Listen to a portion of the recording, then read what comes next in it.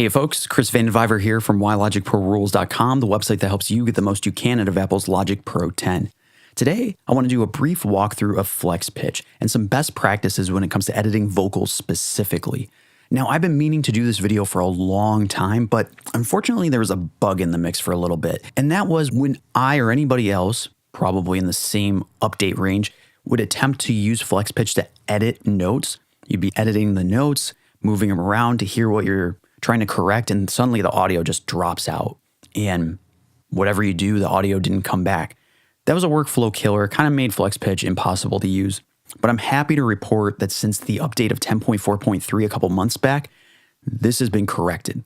And I'm so thankful for that because I love flex pitch and I much prefer it over Melodyne, Autotune, or anything else. Now, of course, those programs are fantastic.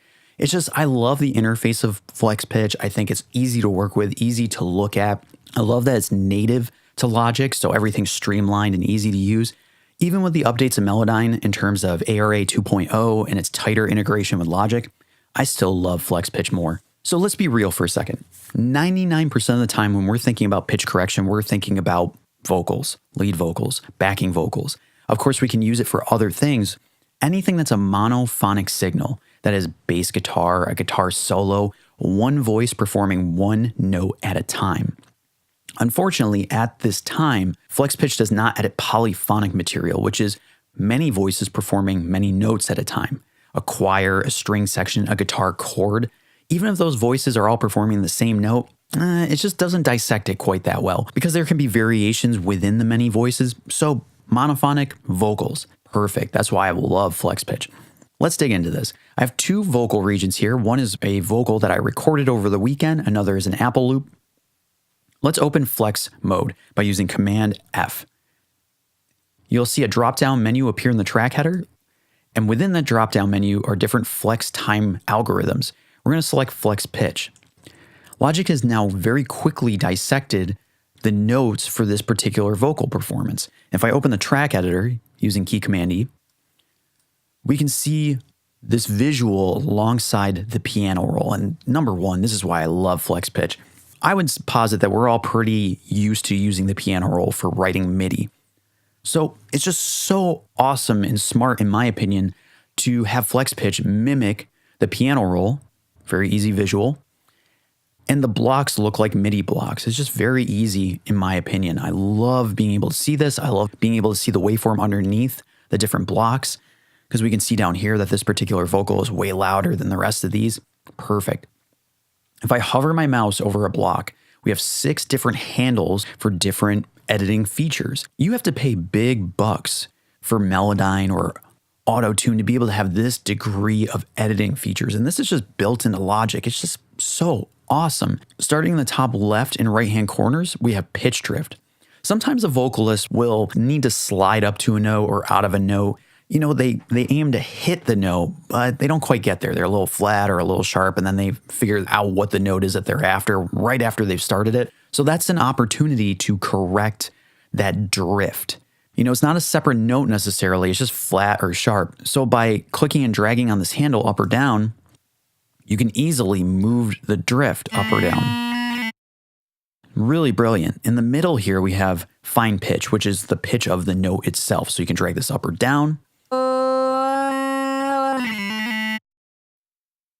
Bottom left-hand corner, we have gain, which is adjusting the actual volume of the note. So if I click and select these, drag this down, you can see that the gain or volume of that particular note is now in line with the rest of the audio file. In the middle here, we have vibrato, which is modulation that a vocalist may impart on a particular note. You know, they're adding a little emphasis, they're wavering around. Sometimes that's cool, and we want to emphasize that modulation. So if I take this and drag it up, we can emphasize it, or if it's a little too much, we can drag it down to de-emphasize it. I'll also use vibrato when a vocalist is hitting a note. It's like a long held out note, but their voice is kind of wavering within that note. Not intentionally. They're holding it out, but they go a little flat, a little sharp because they're just trying to hang in there. You can use vibrato to reduce that pitch waver so it sounds all like one note. And then to the right here, we have form and shift, which is sort of a tonal change in and of itself. So if I take this note here and drag it way down, here, let's do it right now. Let's listen to this performance. Not a lower in the accelerator. So if I take this note and go way down, it's going to sound pretty... In the accelerator. You know, that sounds a little nutty. Let's bring this down a bit. In the accelerator. Bring it up. In the accelerator. That's a little too far outside of its range, but you can use Foreman to adjust the tonal aspect to sound a little more human and believable. So from here, I'll listen to vocal passes phrase by phrase. Not a lower in the accelerator. I'll select all the notes in a phrase and I'll double click to pitch correct it to 100%. Now, my goal is not to set this to 100% because that will sound artificial, it'll sound kind of weird. But much like a compressor where you set the controls very aggressively, you can easily hear what the attack knob and release knob and other different controls are imparting on your signal. When you set pitches to 100%, it's very obvious if something is out of whack. If you set it to like 20, 30%, you're going to be listening pretty hard to see if you've made a good impact, if something's out of whack. But with 100%, there's no question about it.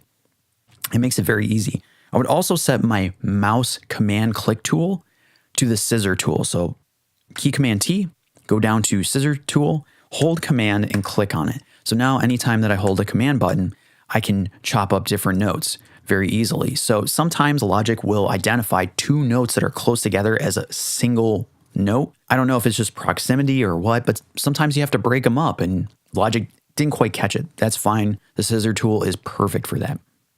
So again, we're going to go phrase by phrase. Let's listen to this whole performance. Not a lower in the accelerator. Messy passenger, no room on the floors. Cool. So I'm going to select these four notes, set them to perfect pitch. Not a lower in the accelerator. So I can imagine this might have to go here. Not a lower in the accelerator. This feels a little wonky to me, so let's set it back to 0 and split these two up.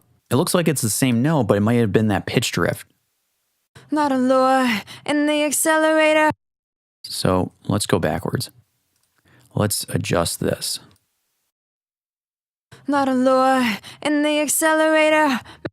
And you can see she's kind of walking down, but maybe she wants to hang at the same note. Not a lower in the accelerator. We can even adjust the vibrato here. Not a lower in the accelerator. Messy passenger, no room on the floors. Okay, let's select these notes. Perfect pitch. Accelerator, messy passenger, no room. Imagine that goes there, this goes here. Accelerator, messy passenger, no room on the floors. So I like the vibrato here, but let's tighten it up just to be safe. Messy passenger, no room on the floors. I bet this is two separate notes. Oh, looks like it might be the same note. Messy passenger, no room on the floors. Okay. Split those up. No room on the floor. Secret shit. A little high. No room on the floor. Secret. Cool. And this is how I'll go about it, phrase by phrase, setting perfect pitch and then kind of adjusting from there. I never do one pass through a vocal and then just call it a day because you're often paying attention to particular notes at a time. I get a little forgetful and I stop paying attention to other notes. So I will do 2 or 3 passes, just listening, making sure I got everything. And when I'm all set, I'll select all the notes that I've corrected. And then I'll set it to about 70 to 80% of the way. So let's go about like 75.